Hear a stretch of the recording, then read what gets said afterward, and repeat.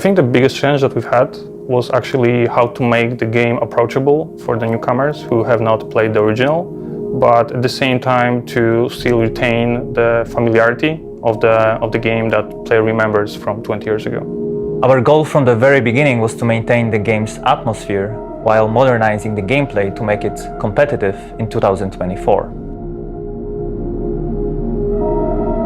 In the remake, the story remains largely the same. However, with the magic of modern technology, we were able to expand on some of its aspects. The hardest was designing combat. We want to be as faithful as possible to the original game, but also we want players to feel satisfaction while playing, remembering that we need to fit in horror genre standards.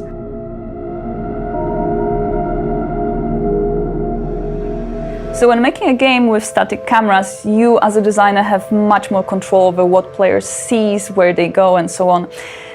The change for the third-person perspective was a challenge.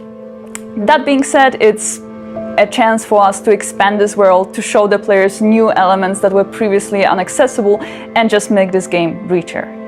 The main thing that requires rethinking was the fog, because it was called classic in the original game, and it's a veil that covers the world and makes the player to feel even more isolated. New technologies gives us a chance to do things that were not possible during the earlier generations of video games. For narrative, this is very visible in facial expressions. We can tell so much through just the subtle changes on characters' faces.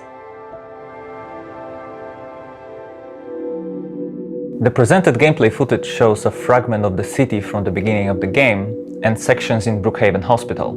The fight against monsters is prepared in a more tactical form, and it's mainly based on the varied designs of the enemies. James is not used to fighting, so his arsenal of attacks is limited. Adapting your approach to a situation will be the key to success. However, your playing style, among other things, determines what ending you will discover.